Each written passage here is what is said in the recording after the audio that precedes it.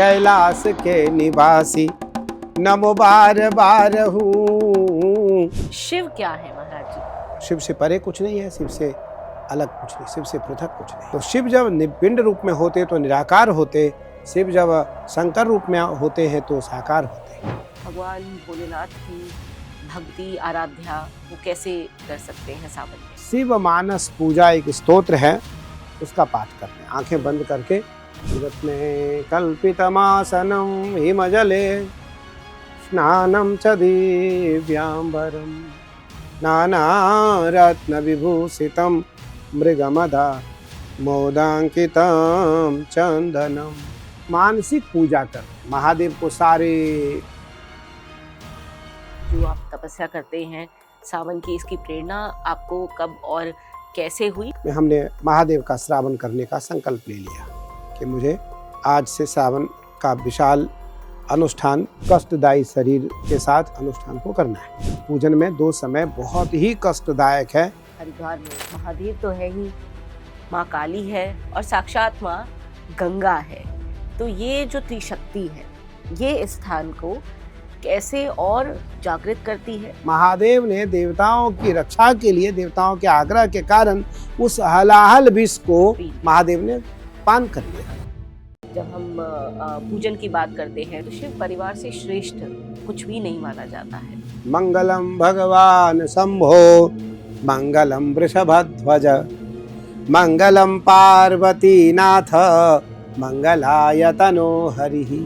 हे नाथ, आप तो मंगलों के भी मंगल हैं। साक्षात भोलेनाथ है, आपको लगा हो कि आप और वो एक हो गए। महादेव को पाने के लिए मेरी साधना बहुत छोटी है। देवताओं के भी नकली और असली होने की बात कही जा रही है। भैया अभी तक आदमी मैंने सुना था असली और नकली होता है, ये देवता नकली और असली कब से हो गए?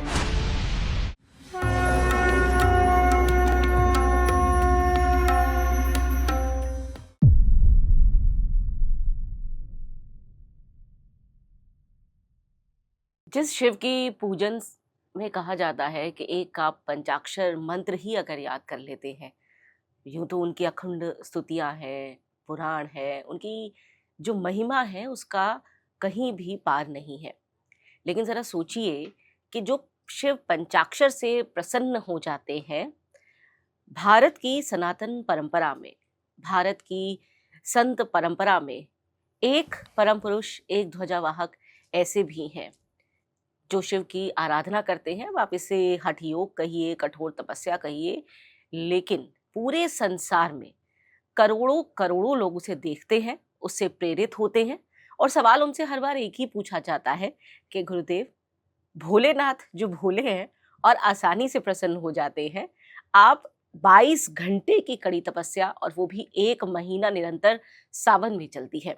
इसके अलावा कई अन्य विषय हैं जिन पर उनसे आज इस विशेष चर्चा में मार्गदर्शन मिलेगा। आप देख रहे हैं अखंड संवाद रीमा गौतम के साथ, और हमारे साथ हैं आज देश के संत परंपरा के ध्वजावाहक निरंजन पीठाधीश्वर आचार्य महामंडलेश्वर स्वामी कैलाशानंद गिरी जी महाराज। महाराज जी, आपको कोटि प्रणाम। बहन खूब सारा आशीर्वाद। तो महाराज जी, अभी मैं कुछ ही घंटे पहले आपसे बात कर रही हूँ, जब कुछ घंटे के बाद आपकी वो तपस्या शुरू होने वाली है श्रावण मास की, जिसे लेकर के लोग बिल्कुल भौचक्के हो जाते हैं। उनको ये समझ नहीं आता 22 घंटे ऐसा हठ योग, 22 घंटे ऐसी कड़ी तपस्या एक आसन में। सबसे पहले महाराज जी आपसे ये जानना चाहेंगे, और इसीलिए शायद आपको भगवान शिव के सबसे प्रिय भक्त कहा जाता है। शिव क्या है महाराज जी? महद्रिपार्श्वे च तटे रमन्तं सम्पूज्यमानं सततं मुनीन्द्रैः सुरासुरैर्यक्षमहोरगाद्यैः केदारमीशं शिवमेकमीडे। वैसे तो महादेव निराकार भी हैं और साकार भी हैं। महादेव परम तत्व को समझाने के लिए साकार रूप में आ जाते हैं, महादेव आत्मदर्शन देने के लिए निराकार रूप में आ जाते हैं।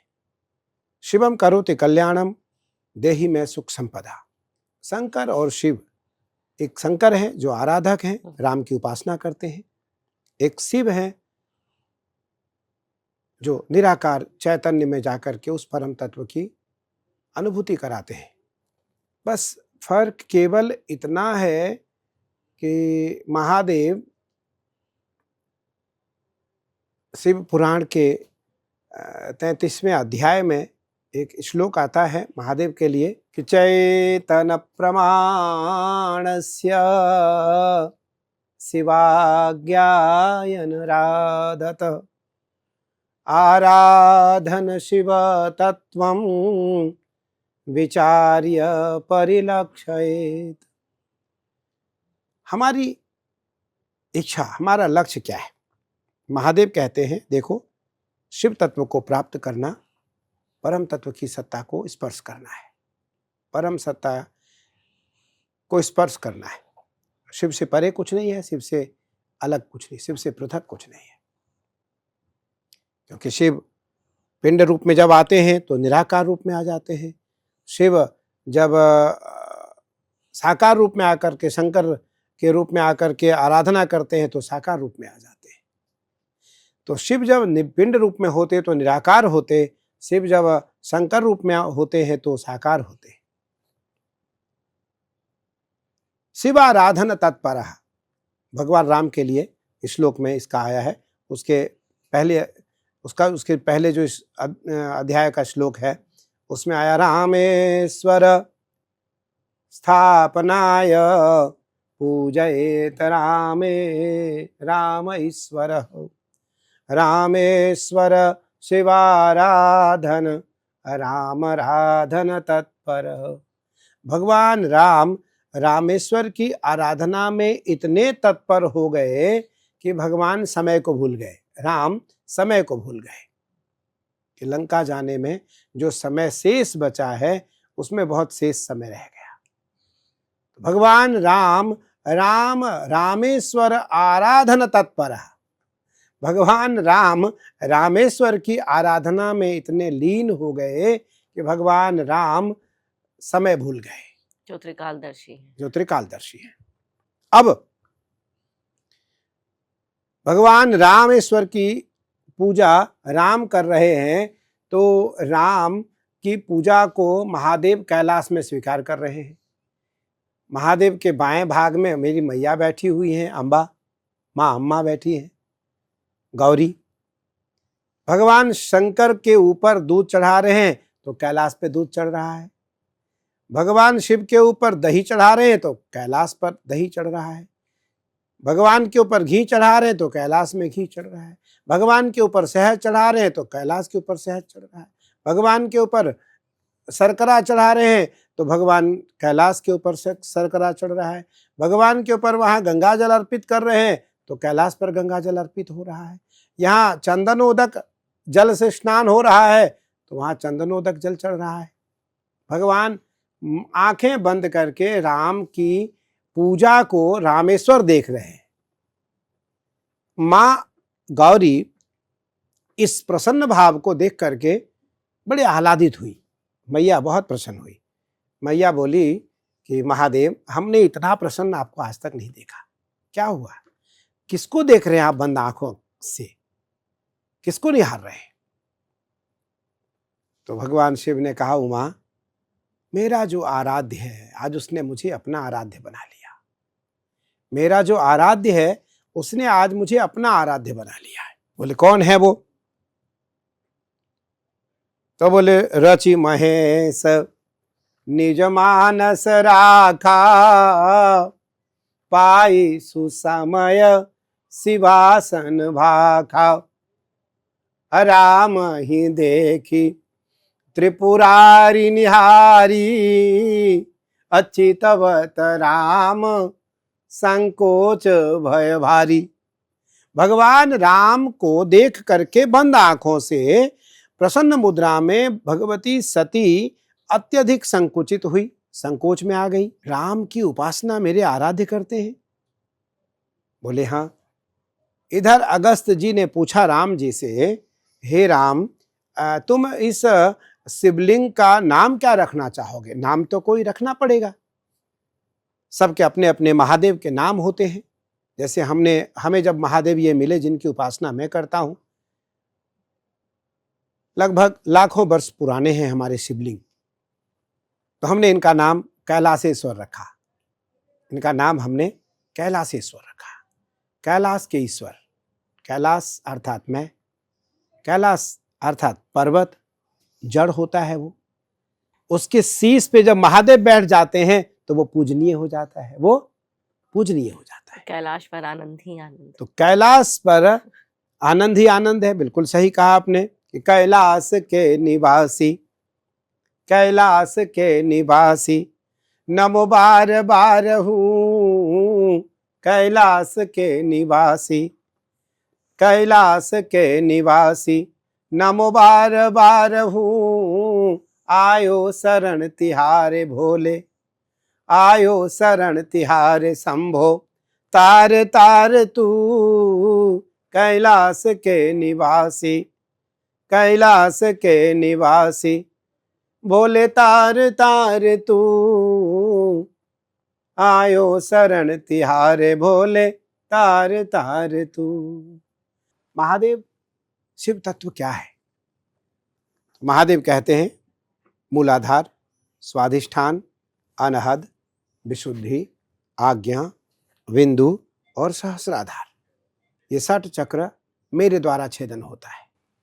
मैं जिस पर कृपा करता हूं या सतगुरु जिस पर कृपा करते हैं उसका 60 चक्र खुल जाता है, उसकी कुंडलनी जागृत हो जाती है और वो बंद आंखों से मुझे देखने लगता है।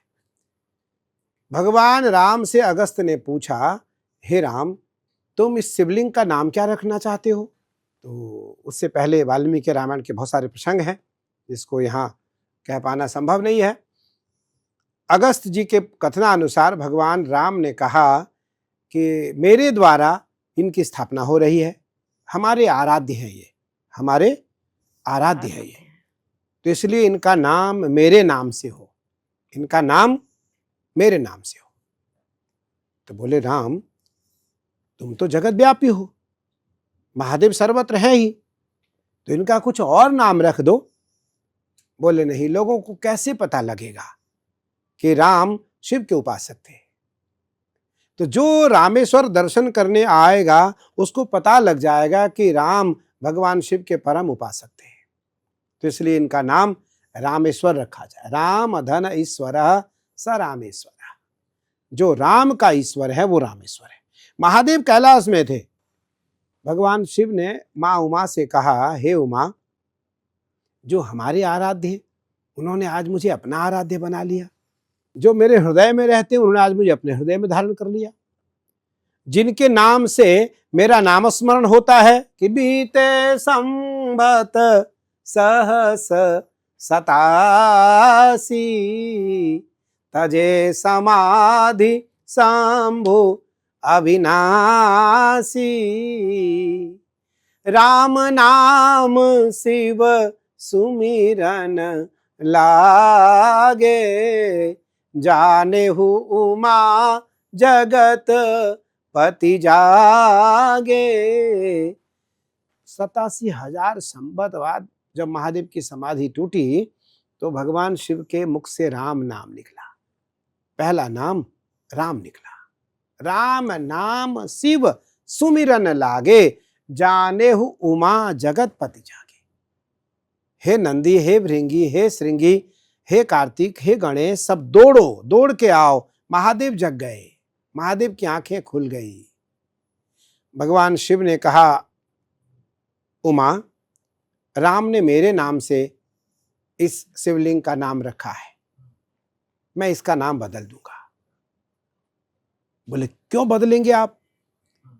बोले राम मेरे आराध्य हैं, राम मेरे आराध्य हैं, इसलिए मेरे आराध्य का नाम मेरे नाम से हो। देखो कैसी परस्पर संधि है, क्या आनंद है इस जगह पर। तो इस जगह पर शिवत्व है।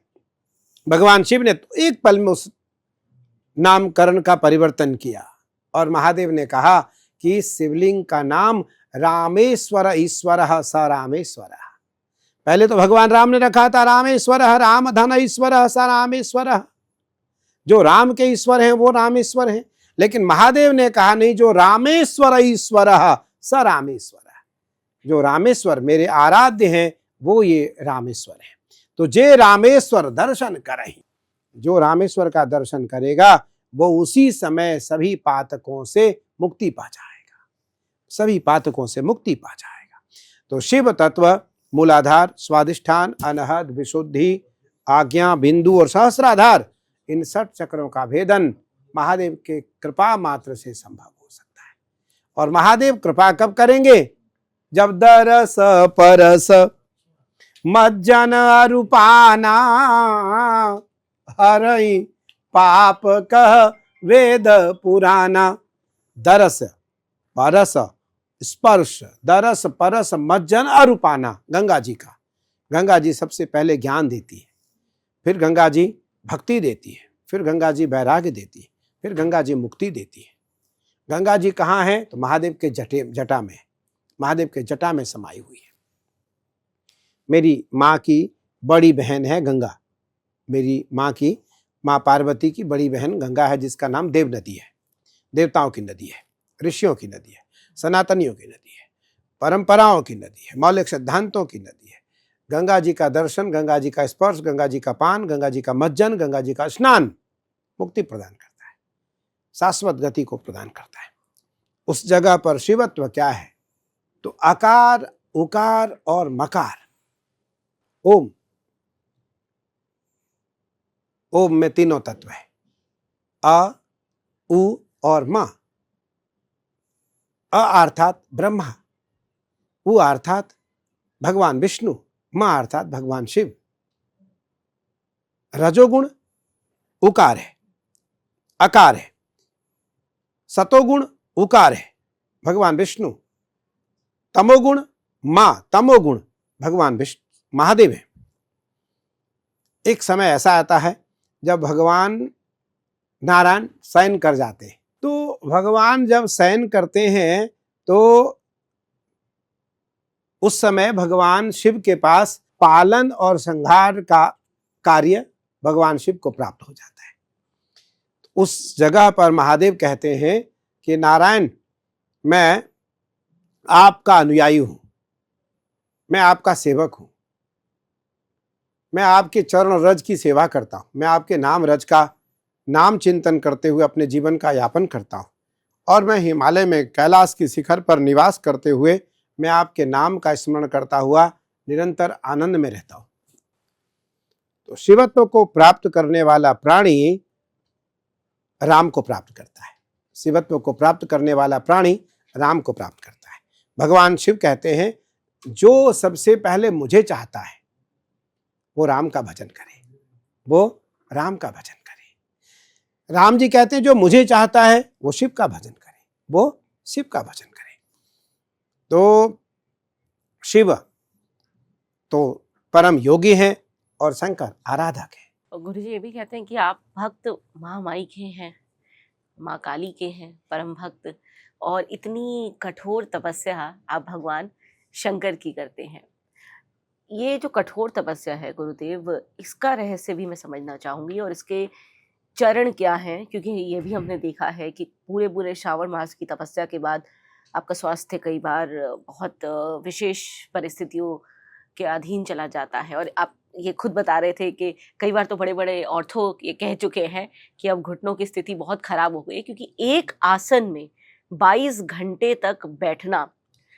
तो ये उस वक्त क्या होता है गुरुदेव, अगर हम ये समझना चाहें, हालांकि ये बहुत कठिन है समझना किसी आम मनुष्य के लिए, कि जो अवचेतन है उस वक्त वो क्या चल रहा होता है, क्योंकि अक्सर कुछ घंटों के कठिनाई के बाद, और वो भी 30 दिन ये तो चलता है, मनुष्य जो है वो बहुत परेशान हो जाता है इन परिस्थितियों से।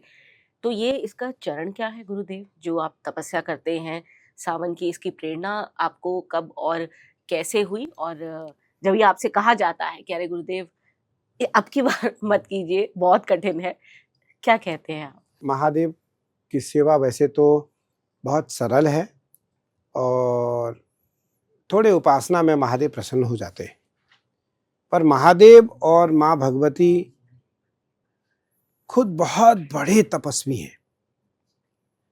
मतलब सृष्टि के आदि और अनादि तक भगवान शिव का तप और माँ काली का तप चला आ रहा है।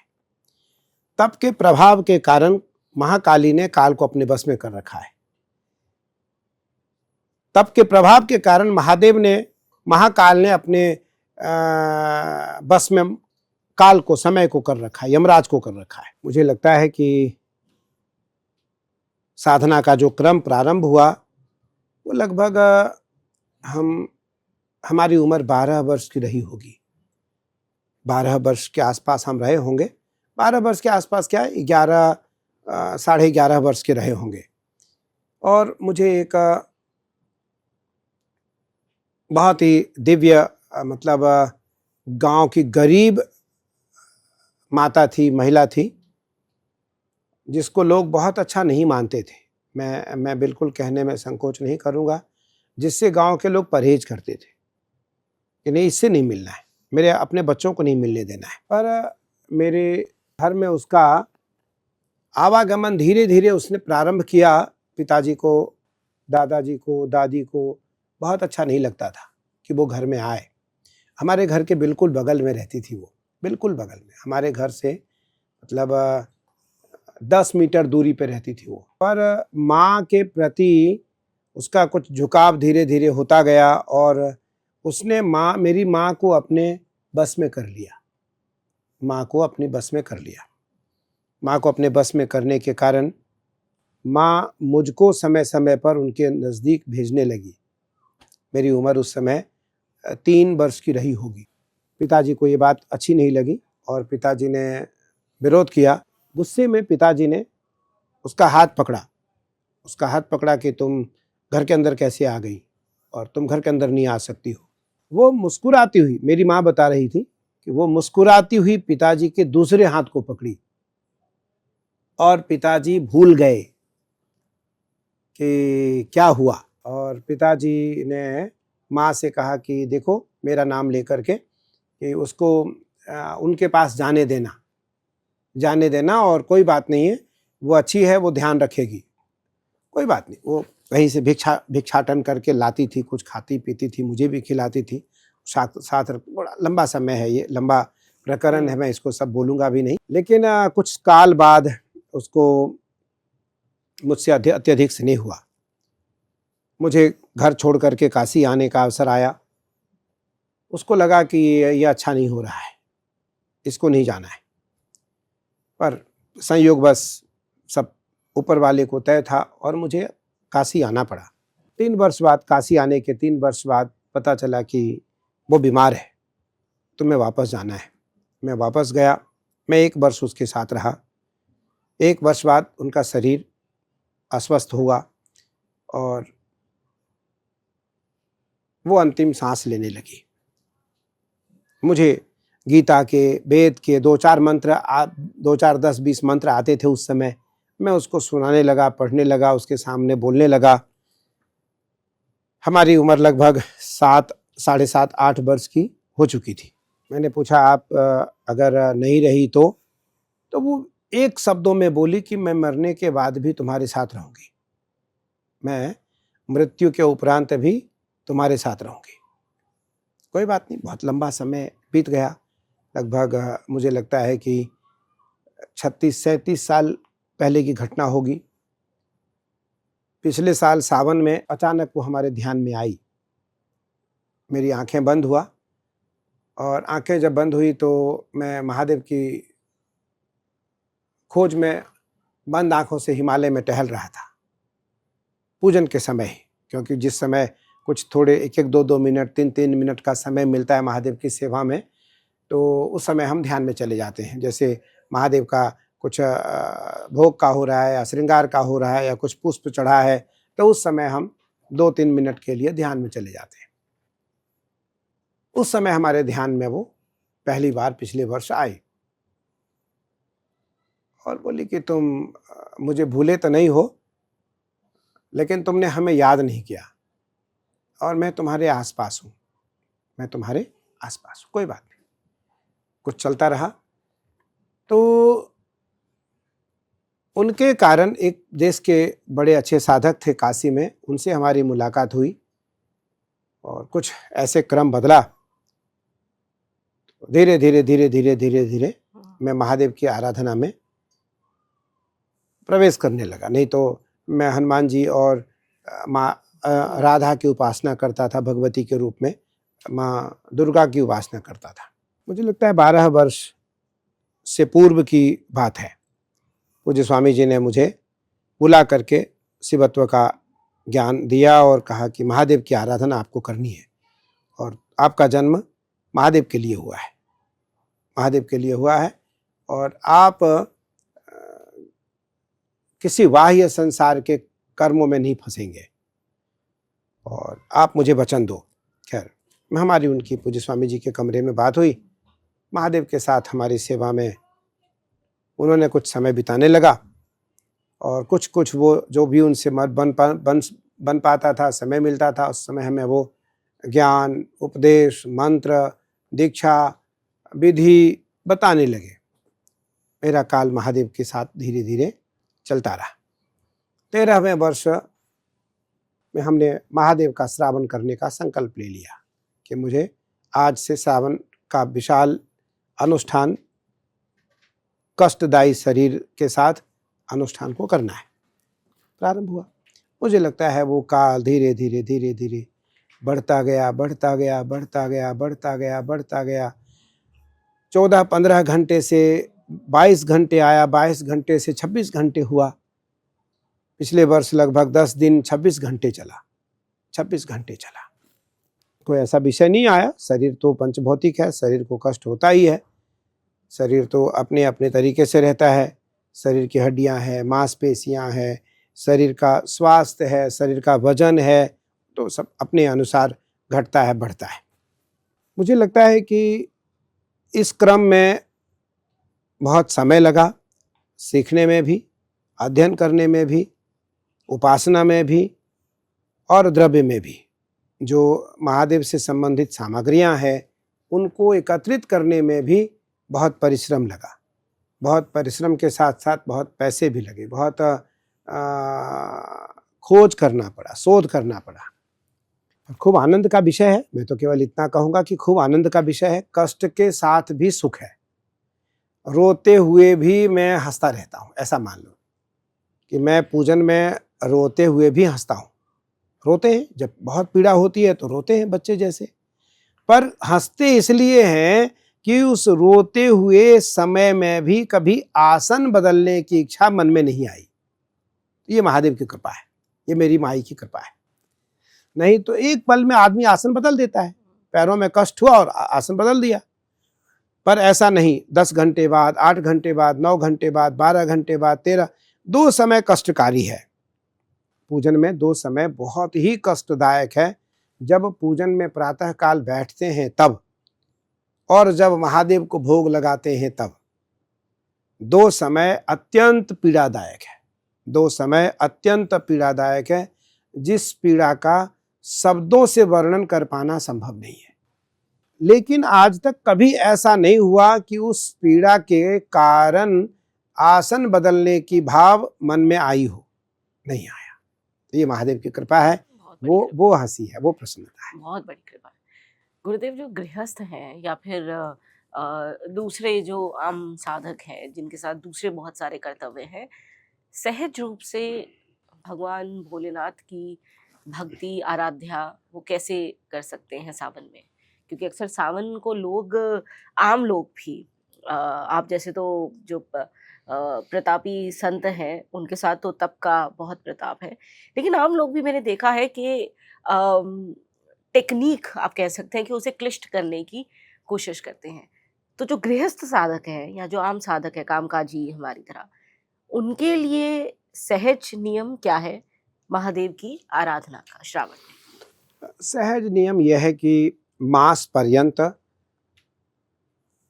जो ऑफिस में जा रहे हैं, जो काम करते हैं, जो बाहर जाते आते हैं, जिनको लोगों से मिलना है, जिनको सामाजिक जीवन में जाना है, तो देखो उनको क्षौर कर्म तो करना ही पड़ेगा। उनको नाखून है, बाल हैं, ये तो कटवाने ही पड़ेंगे। लेकिन पंचगव्य पीना चाहिए।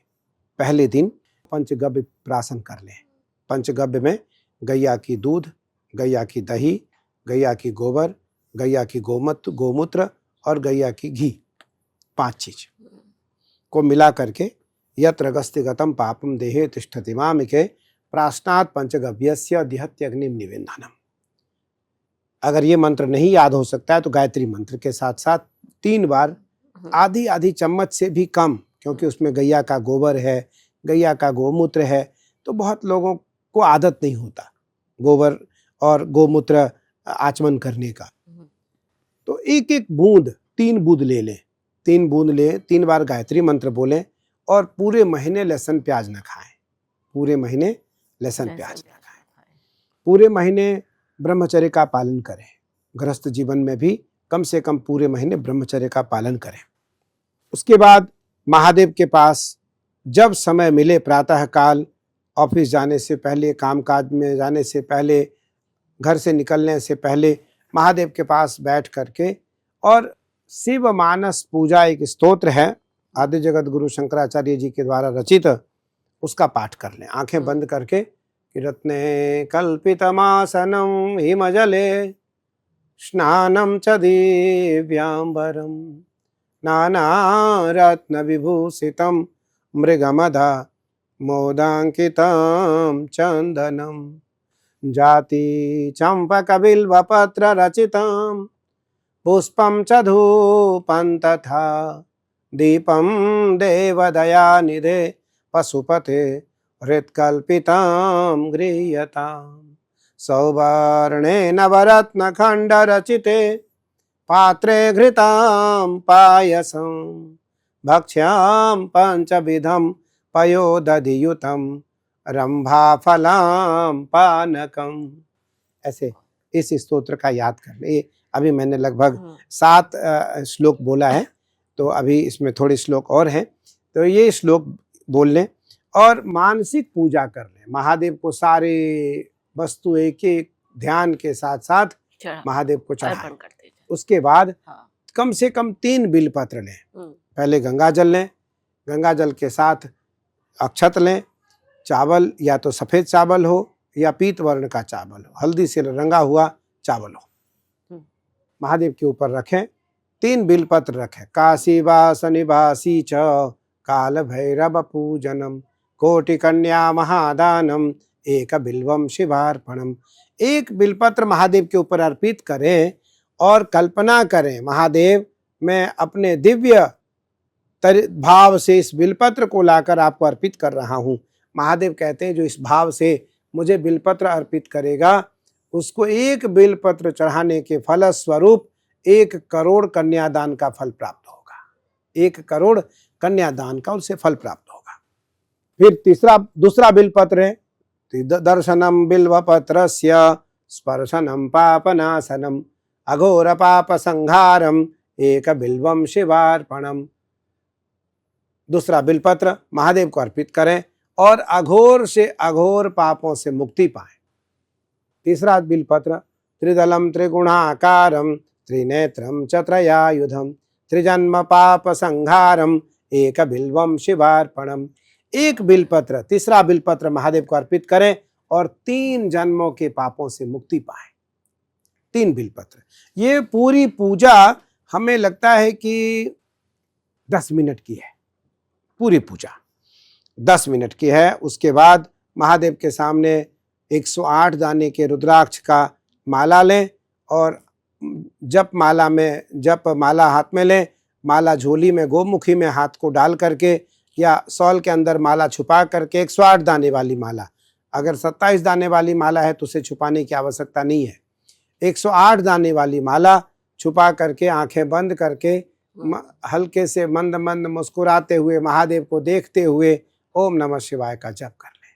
108 जप कर लें, आपकी पूरी पूजा हो गई। गुरुदेव, निर्माल्य को लेकर के लोगों के मन में कई भ्रांतियां हैं, कई सवाल होते हैं, तो मुझे नहीं लगता कि आपसे ज्यादा श्रेष्ठ कोई हो सकता है इस पर प्रकाश डालने के लिए कि जो शिव अर्पण होता है, जो निर्माल्य होता है, उसका क्या किया जाए? क्या उसमें से कुछ ग्रहण कर सकते हैं या फिर उसका हम क्या किया जाए, किस तरीके से उसका निदान किया जाए? उत्तरे निर्माल्य, शास्त्र कहता है कि उत्तरे निर्माल्य, महादेव पर चढ़ा हुआ जो बिलपत्र है, महादेव पर चढ़े हुए जो पुष्प हैं, महादेव पर चढ़े हुए जो माला हैं, वैसे तो माला सबको पहन लेना चाहिए। जो माला महादेव का निर्माल्य होता है, महादेव से आज्ञा लेकर के प्रसाद रूप में उस माला को हम ग्रहण कर लें, उस माला को हम धारण कर लें। यदि माला धारण हम इतना नहीं कर पाते हैं, जैसे हम तो लगभग करीबन सैकड़ों माला, हजारों माला डेली पहनाएंगे, लेकिन हजारों लोग होंगे यहाँ आश्रम में, हम उनको सबको एक एक माला फेंक करके प्रसाद दे देंगे। सब माला पहन करके हम महादेव का प्रसाद लेकर के आश्रम में भ्रमण करेंगे। लेकिन यदि कोई अपने शिवालय में, निजी शिवालय में यदि कोई बैठ करके महादेव की उपासना करता है, तो एक माला धारण कर लें और बाकी जो है महादेव से आज्ञा और अनुमति लेकर के उत्तरे निर्माल्य, उत्तर दिशा में महादेव पर चढ़े हुए सारे सामग्री को उत्तर दिशा में रख दें। जो फल है, नैवेद्य है, हम उसे प्रसाद के रूप में लोगों को दे दें। अगर कोई व्रत का प्रसाद है तो उसे व्रत का दे दें। अगर कोई व्रत नहीं है तो हम उसे आहार का प्रसाद, अन्न का प्रसाद दे दें। जो भी भोग लगा है महादेव का, पंचामृत, क्योंकि महादेव के जो शिवलिंग पे चढ़ते, तो उस शिवलिंग का जो पंचामृत है उसको कहा गया है अकाल मृत्यु हरणम सर्व व्याधि विनाशनम शिव पादोदकम प्रेत पित्वा पिन पुनर्जन्म न विद्यते। भगवान शिव पर चढ़े हुए पंचामृत का यदि एक आचमन भी कोई कर लेता है तो उसका पुनर्जन्म नहीं होगा, पुनर्जन्म नहीं। अगर होगा तो मानव रूप में होगा, महादेव उसको अपनी फिर सेवा में ले लेंगे। तो इसलिए उत्तरे निर्माल्य, महादेव पर चढ़े हुए बिलपत्र को आंख में, शीश पर लगा करके उत्तर में रख दें और पुनः उन्हें गंगा जी में विसर्जित कर दें। गंगा जी में महादेव पर चढ़े हुए जो वस्तु है उसे गंगा जी में विसर्जित कर दें, या पवित्र जो नदियां हैं या आसपास जो आपके यहाँ नदी है उनमें विसर्जित कर दें, या ऐसी जगह पर रख दें जहाँ किसी का पैर या अपवित्र जगह न हो या किसी का पैर न लगे। तो उत्तरे निर्माल्य, उत्तर दिशा में निर्माल्य की परंपरा है। गुरुदेव, एक महादेव ही इतना उद्धार करने वाले हैं और हम जहाँ जिस स्थान पर बैठे हैं इस वक्त हरिद्वार में, इसकी तो महिमा मुझे लगता है कि कोई कैसे ही बोल सकता है। महादेव तो है ही, माँ काली है और साक्षात माँ गंगा है। तो ये जो त्रिशक्ति है, ये इस स्थान को कैसे और जागृत करती है, कैसे और महत्वपूर्ण बनाती है आस्था, भक्ति और आध्यात्म के जो साधक हैं उनके लिए। देखो रीमा बहन, जहाँ आप बैठी हो ये कजरी वन है, ये कजरी वन है। आज से 100 वर्ष पहले ये काजल जैसा काला था, इतना घनघोर घना जंगल था, यहाँ काजल जैसा काला था। ये नीलधारा है, ये जो गंगा है यहाँ, ये नीलधारा है। मैं बिल्कुल आपको स्पष्ट बता रहा हूँ, ये नीलधारा है। नीलधारा का अर्थ, हलाहल विष का जब सेवन भगवान ने किया समुद्र मंथन के समय, सबसे पहले विष निकला। 14 रत्नों में सबसे पहले विष निकला। उस विष का नाम है हलाहल, कालकूट नामक विष है, वो हलाहल विष है, जिसका हवा लगने मात्र से व्यक्ति मर जाएगा, व्यक्ति की मृत्यु हो जाएगी। महादेव ने देवताओं की रक्षा के लिए, देवताओं के आग्रह के कारण उस हलाहल विष को महादेव ने पान कर लिया।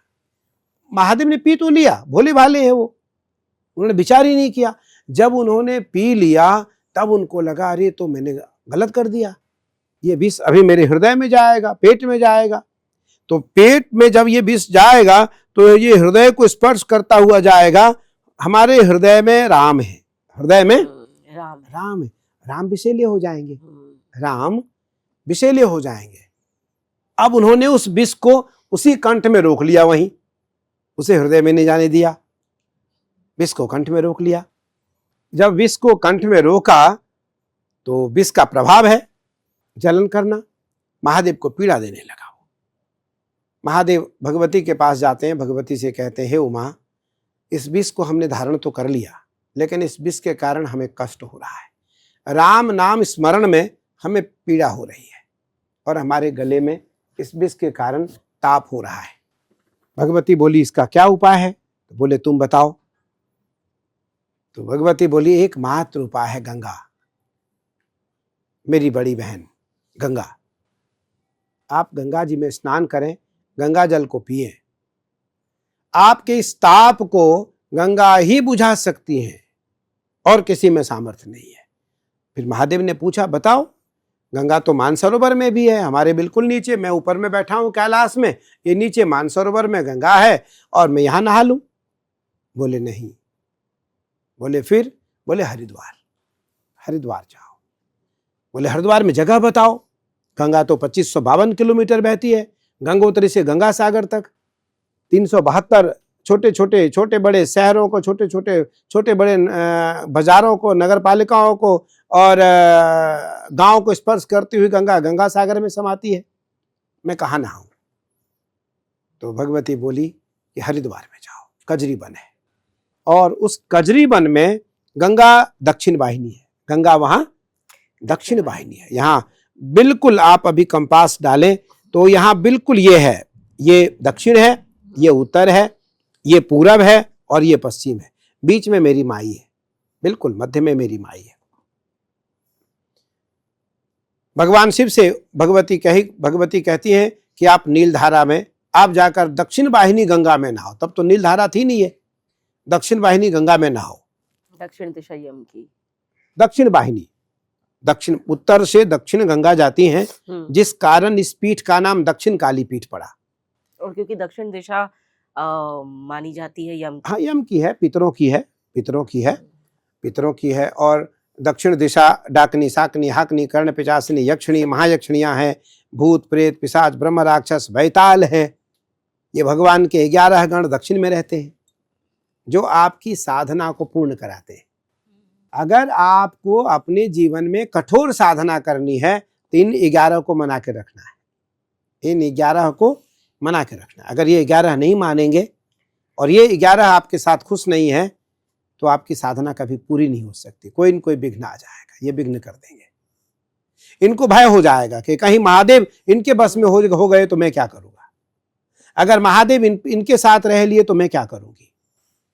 तो इस कारण डाकनी, साकनी, हाकनी, कर्ण, पिचासिनी, यक्षिणी और महायक्षिणी, भूत, प्रेत, पिशाच, ब्रह्म, राक्षस और बैताल, ये 11 हैं, इनको मना के रखना पड़ेगा।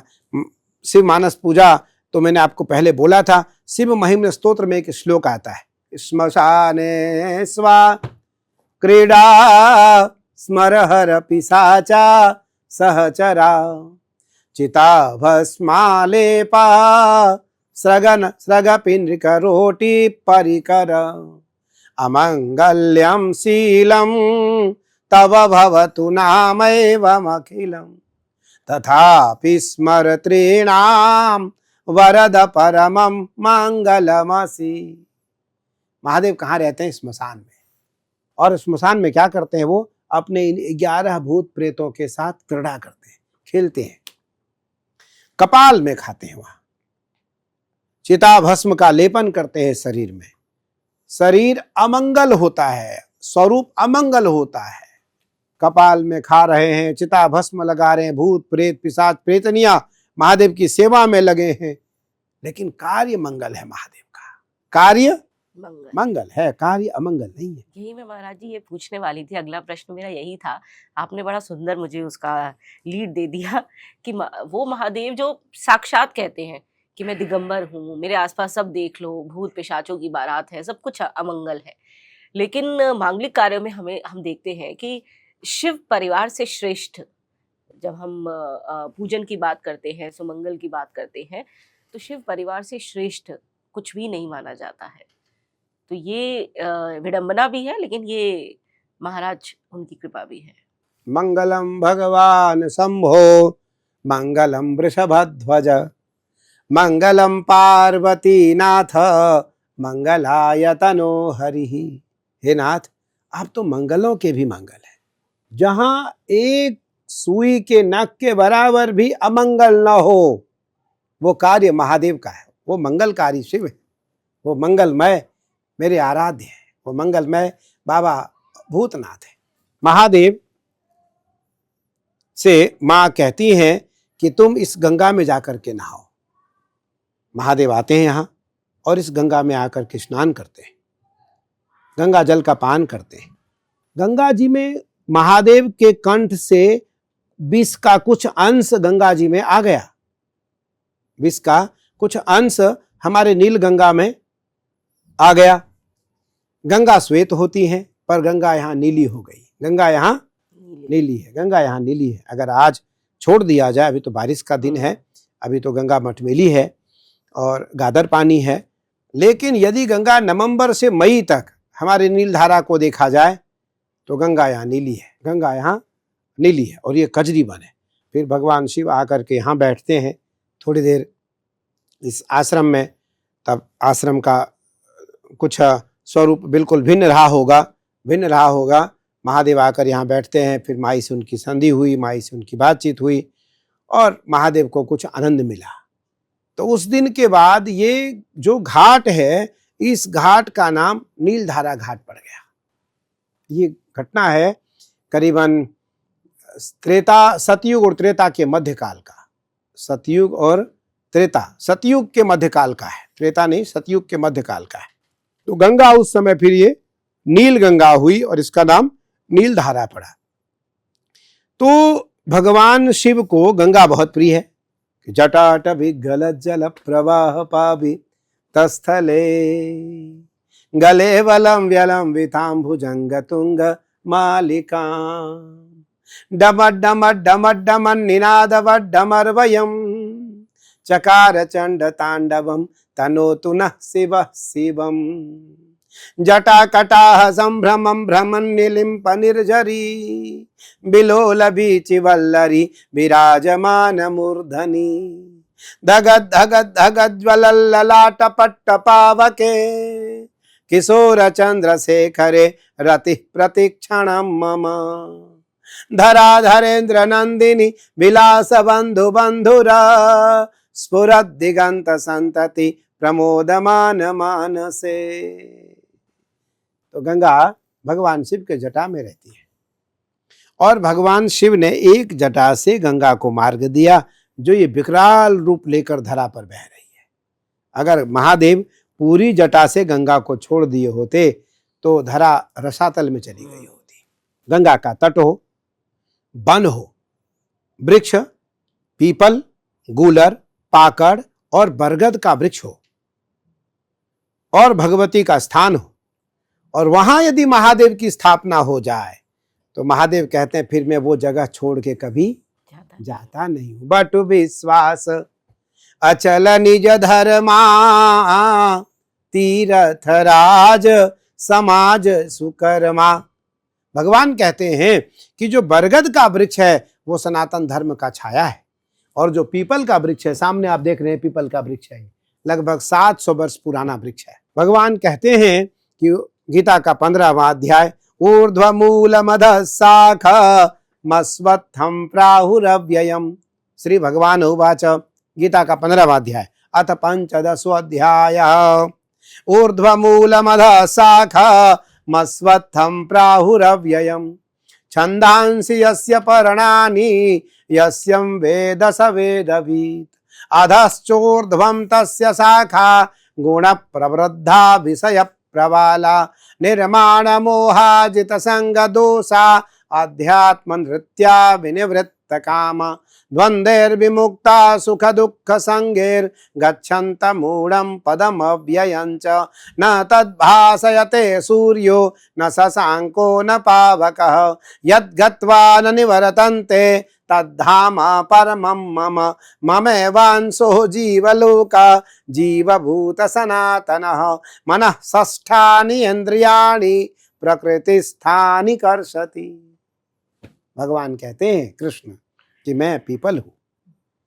न महादेव कहते हैं बरगद तो सनातन धर्म का छाया है और गूलर मेरा निवास है, पाकड़ मेरा अमृतोदक है।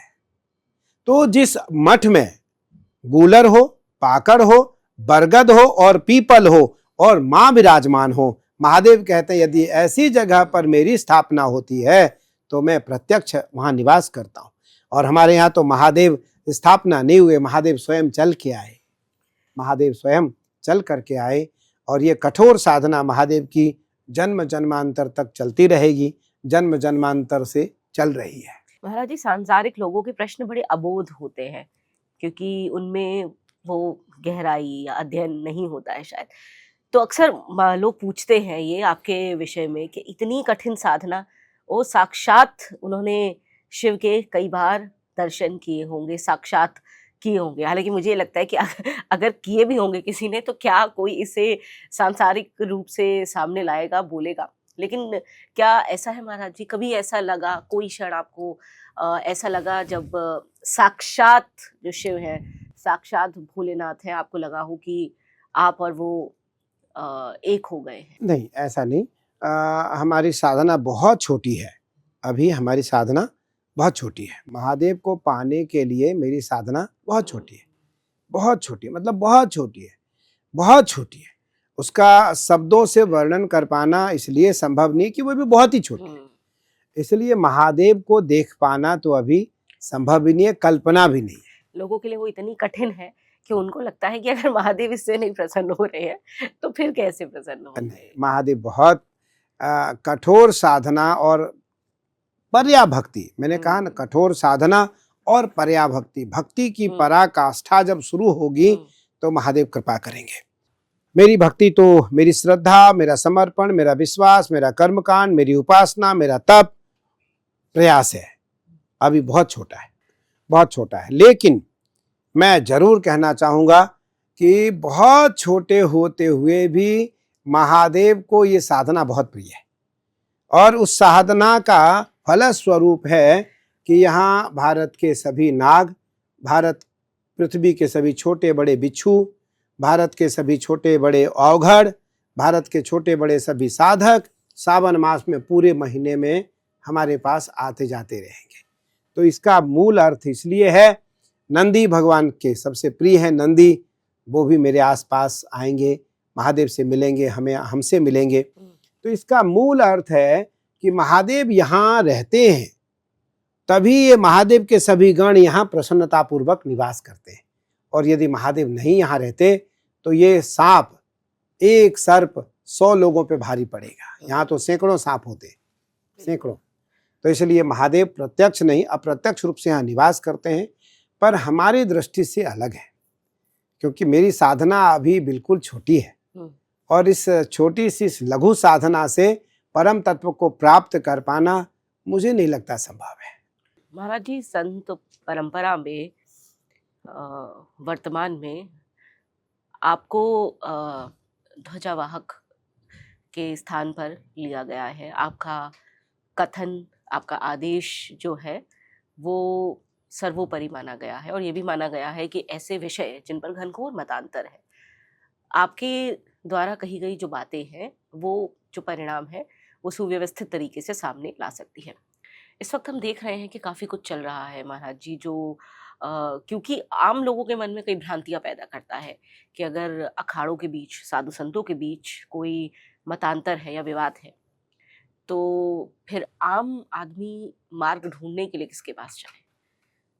तो ऐसे में उस पर मैं चाहूँगी महाराज जी, जो अभी उदासीन अखाड़े को लेकर के स्थिति है, और अब देवताओं के भी नकली और असली होने की बात कही जा रही है, उस पर आपकी क्या व्यवस्था है? अखिल भारतीय अखाड़ा परिषद के राष्ट्रीय अध्यक्ष, मनसा देवी ट्रस्ट के अध्यक्ष, मेरे अत्यंत प्रिय पूज्य श्री महंत रविंद्र पुरी जी महाराज, और अखिल भारतीय अखाड़ा परिषद के महामंत्री,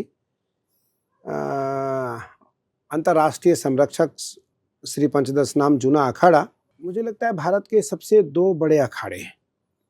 अगर इतिहास में देखा जाए, बही खाते में देखा जाए और सरकारी गजट में देखा जाए, तो निरंजनी अखाड़ा भारत का सबसे बड़ा अखाड़ा है। भारत का सबसे बड़ा अखाड़ा निरंजनी अखाड़ा। उसके बाद संख्या में अगर देखा जाए तो जूना अखाड़ा है वर्तमान में। उसके बाद महानिर्वाणी है, उदासीन है, बड़ा अखाड़ा उदासीन है, निर्मल है, नया अखाड़ा उदासीन है, फिर आनंद है, अटल है, आह्वान है, अग्नि है। ये 13 अखाड़े। मुझे जो लगता है, क्योंकि मैं अखाड़ा परिषद में लगभग 16 वर्ष सचिव पद पर रहा, और मैं कोतवाल से लेकर के आचार्य महामंडलेश्वर तक का सफर तय किया हूँ। मैं अखाड़े का सबसे बड़ा छोटा पद है कोतवाल, सबसे छोटा पद है, जो चांदी का छड़ी लेके चलता है। मैं चांदी की छड़ी लेके चलता था अपने महामंडलेश्वर और मंडलेश्वरों के साथ। उसके बाद मैं अखाड़े का श्री महंत बना, फिर मैं अखाड़े का कोठारी बना, फिर मैं अखाड़े का भंडारी बना, फिर मैं अखाड़े का मैनेजर बना, फिर मैं अखाड़े का सचिव बना, फिर मैं अखाड़ा परिषद का सचिव बना, अखाड़ा परिषद का सचिव बना। 27 सचिव होते हैं, 13 अखाड़े में 2-2 प्रतिनिधि होते हैं, 13 दूना 26, और महामंत्री अध्यक्ष, ये 27 लोग देश में होते हैं, हर अखाड़े के 2-2 लोग होते हैं। उसके बाद फिर मैं अखाड़े का कोऑर्डिनेटर बना, सरकार के बीच का और अखाड़े के बीच का सरकार का एक कड़ी बना। 2 बार मैंने कुंभ कराया। उसके बाद 2013 में मैं एक छोटे अखाड़े का महामंडलेश्वर बना, तीर्थराज प्रयाग महाकुंभ में, 2013 के महाकुंभ में।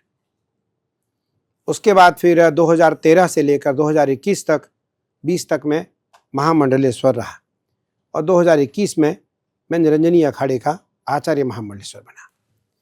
तो मुझे लगता है कि हमने अखाड़े के सबसे छोटे पद से लेकर के सबसे बड़े पद तक यात्रा हमने तय किया। लगभग ऐसा मानो कि 94 से लेकर के 2021, उस समय अध्यक्ष परमानंद जी हुआ करते थे, जूना अखाड़े के श्री महंत थे। उसके बाद 2006 में अध्यक्ष ज्ञानदास जी बने, अध्यक्ष ज्ञानदास रहे। फिर 16 में अध्यक्ष पूज्य श्री महंत नरेंद्र गिरि जी महाराज बने। महामंत्री तब से एक ही है, ज्ञानदास जी के समय से महामंत्री एक है, जूना अखाड़ा, जो आज तक ना कोई बताएगा ना किसी को लगभग पता होगा। तब से महामंत्री एक है, हरिगिरी। अखाड़े में सारे एजेंडा घुमाने का काम महामंत्री का होता है, नरेंद्र गिरि जी का अचानक शरीर पूरा हुआ, पूरा पंच, पूरा 13 के 13 अखाड़ा प्रयाग में था। मेरे देखरेख में सब कुछ संपन्न हुआ।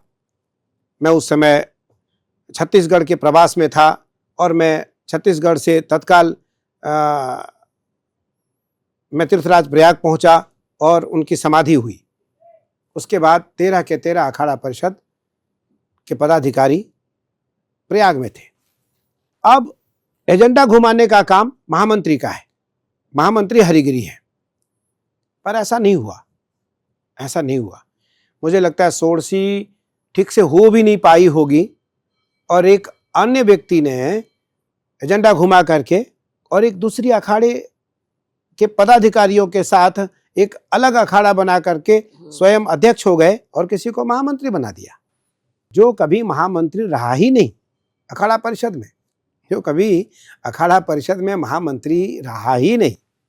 उसके बाद हरिगिरी जी को पता चला, तो हरिगिरी जी ने कहा, भैया ये तो एजेंडा मेरा है ही नहीं, मैंने तो ये एजेंडा घुमाया ही नहीं अखाड़ों में, तो चुनाव कैसे हो सकता है? और चुनाव जब भी होता है तो कुंभ में होता है, या वो नासिक का कुंभ हो, या वो उज्जैन का कुंभ हो, या वो हरिद्वार का कुंभ हो, या वो तीर्थराज प्रयाग का कुंभ हो। ऐसे प्रयास तो रहता है कि या तो उज्जैन का कुंभ हो, और या हरिद्वार का कुंभ हो, और या फिर प्रयाग का कुंभ हो। नासिक का कुंभ, क्योंकि वैष्णव और सन्यासी अलग अलग होते हैं। 3 अखाड़ा वैष्णव होता है नासिक में, और बाकी 9 अखाड़े होते हैं, 10 अखाड़े होते त्र्यंबक में। तो त्र्यंबकेश्वर में अखाड़ा परिषद का चुनाव आज तक कभी नहीं हुआ, क्योंकि वो खिचड़ी मेला है। खिचड़ी मेला मतलब बारिश भी है, कीचड़ भी है, और जगह कम है। नासिक में वैष्णव हैं, त्र्यंबक में सन्यासी हैं, उदासीन हैं, निर्मल हैं, तो इसलिए संभव नहीं हो सकता था। खैर, दूसरा अखाड़ा परिषद बना। पूर्व से जो महामंत्री चले आ रहे थे, उन्होंने एजेंडा घुमाया कि मीटिंग होनी है अखाड़े की। दूसरे अखाड़े के लोगों ने विरोध कर दिया कि मैं तो अखाड़ा परिषद का चुनाव कर लिया, मेरा अध्यक्ष हो गया। अब जो असली महामंत्री था वो नकली हो गया। जो नकली महामंत्री था वो असली हो गया। देखो, मैं आचार्य हूं, मुझे इन बातों पर बहुत प्रकाश नहीं डालना चाहिए, लेकिन मैं अखाड़ा परिषद में सचिव पद से लेकर के आचार्य पद पर हूं। ये बहुत आवश्यक है गुरुदेव, क्योंकि अगर जो संत हैं हमारे लिए वो सर्वमान्य हैं, वो अगर सामने आकर के स्पष्टता नहीं देंगे इस विषय पर, तो आम जनता, आम जनमानस तो करोड़ों करोड़ों है, वो तो वैसी भ्रांति में रहेंगे। तो इसलिए हमें लगा कि इस बात को अगर आपने पूछा, और आप देखो देश के मतलब बहुत समझदार, समझ रखने वाली पत्रकार हो और जर्नलिस्ट बहुत बड़े, मतलब मुझे लगता है कि 1.5 दशक से ऊपर तो मेरा ही तुम्हारे साथ संबंध हुए। हमारा और तुम्हारा एक भाई बहन जैसा प्रेम है, 1.5 दशक से ऊपर हो गया है, 1.5 दशक से ऊपर। तो मुझे लगता है कि जब असली महामंत्री ने एजेंडा घुमाया तो नकलियों ने विरोध कर दिया। असली ने कहा भाई हम अखाड़ा परिषद का चुनाव करेंगे, और फिर अखाड़े में जो प्रतिद्वंदी लोग थे, जो परंपरा को जानते थे, परंपरा को समझते थे, परंपरा को मानते थे, उन्होंने उस चुनाव का विरोध किया। उन्होंने उस चुनाव का विरोध किया। उस चुनाव का जब विरोध किया तो नकलियों ने असलियों को निकाल दिया। नकलियों ने असलियों को निकाल दिया। मैं इनका बहिष्कार करता हूं, मैं इनका बहिष्कार करता हूं, मैं इनका बहिष्कार करता हूं, मैं इनका बहिष्कार करता हूं, मैं अखाड़ा परिषद का अध्यक्ष हूं, कोई बात नहीं। लेकिन वो सब लोग आकर के हरिगिरि जी और रविंद्रपुरी जी महाराज से मिले, उन्होंने अपनी बात रखी। उनका जब साक्ष्य देखा गया तो पता चला ये सब के सब असली महंत और श्री महंत हैं। तो उनके साथ मिलकर के अखाड़ा परिषद ने, जो पुराना अखाड़ा परिषद था, उसी को यथावत आगे करते हुए और सार्वजनिक रूप से एजेंडा घुमाते हुए चुनाव हुआ। चुनाव में पूज्य श्री महंत रविंद्रपुरी जी महाराज को अखिल भारतीय अखाड़ा परिषद का राष्ट्रीय अध्यक्ष चुना गया, और हरिगिरि जी महाराज को यथावत महामंत्री पद पर रखते हुए सर्वसम्मति से प्रस्ताव लाया गया। सर्वसम्मति से प्रस्ताव लाया गया। अब इस समय बात जो आई है अखाड़ा परिषद अध्यक्ष और महामंत्री जी की ओर से, वो आई है देवताओं की असली और नकली की बात। भैया, अभी तक आदमी मैंने सुना था असली और नकली होता है, ये देवता नकली और असली कब से हो गए? मैं कह रहा हूं आपकी ओर से सरकार एक सामान्य, क्योंकि विषय तो ये है नहीं, ये अखाड़ा परिषद का विषय है। 13 के 13 अखाड़े भारत के प्रधान परंपराओं के पोषक हैं। ये भारत के सनातन परंपरा के पोषक हैं अखाड़े। हम सब अखाड़े से हैं।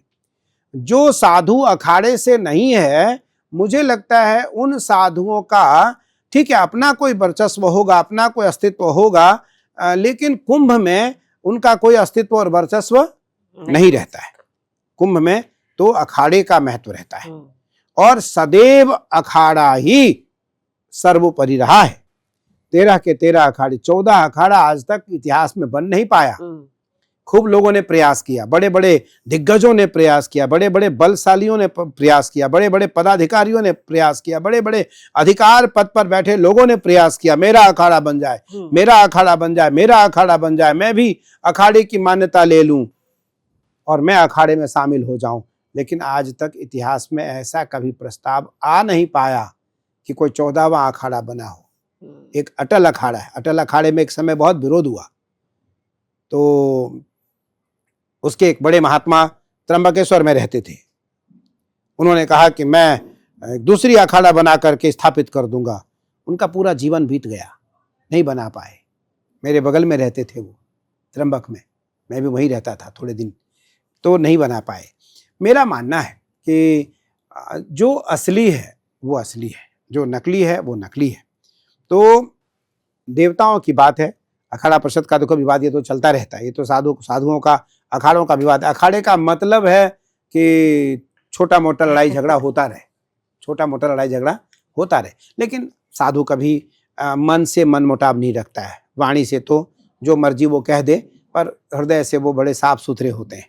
जब भी कोई बात होगी, एक पल में दोनों मिल जाएंगे, एक पल में दोनों अखाड़ा मिल जाएगा, सेकंड नहीं लगेगा, पल नहीं लगेगा। तो क्योंकि इनके मन में कुछ नहीं होता, इनकी वाणी में होता है। ये जो कुछ कहना है तुरंत कह देते हैं, सामने कह देते हैं। देवताओं का विषय है तो इस पर जरूर चर्चा होनी चाहिए, और सरकार, या वो उत्तराखंड राज्य सरकार हो या जहां भी उनका मठ हो, उस नया अखाड़ा उदासीन या बड़ा अखाड़ा उदासीन, नया अखाड़ा उदासीन है, बड़ा अखाड़ा तो नहीं, नया अखाड़ा उदासीन का जो भी विषय है, जहाँ उनके अपने देवता या जहाँ उनके पंच रहते हो या जहाँ उनका मठ हो, वहाँ के सरकार से, वो पंजाब सरकार हो, राज्य उत्तराखंड सरकार हो या उत्तर प्रदेश सरकार हो या राजस्थान सरकार, हरियाणा सरकार, मध्य प्रदेश सरकार हो, वो अपनी मांग करके एक एसआईटी छोटी सी सरकार की एक जांच कमेटी बने और असली भगवान का परीक्षण हो जाए कि पुराने परंपरागत भगवान किसके पास है। अगर पुराने परंपरागत भगवान मेरे पास हैं तो असली हम हैं, या तो चोर हैं हमने चुरा के रखा है, और या तो असली हैं हम, एक नए भगवान है, हमने वैसे ही हूबहू भगवान बना करके अपने पास रख लिया। उसका अर्थ ये नहीं।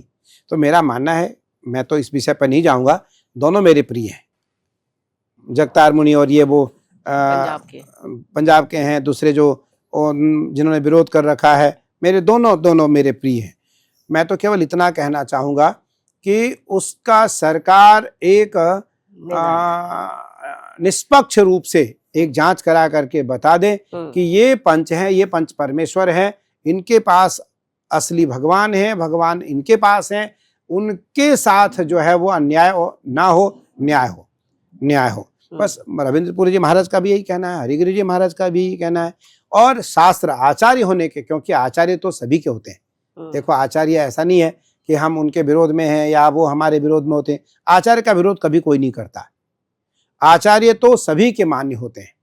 मैं इस बात को जरूर कहना चाहूंगा कि महाराज दोनों पक्षों की ओर से सरकार को पक्ष सुनना चाहिए, दोनों पक्षों को सरकार को सुनना चाहिए, दोनों पक्ष का एप्लीकेशन सरकार स्वीकार करे और उस पर एक निष्पक्ष रूप से जांच हो करके और सही और गलत समाज के बीच में आना चाहिए। गुरुदेव, इस समय के लिए, इस पूरी चर्चा के लिए, इस अलौकिक ज्ञान के लिए और इस आशीर्वाद के लिए आपको कोटि कोटि प्रणाम। जी, खूब सारा आशीर्वाद।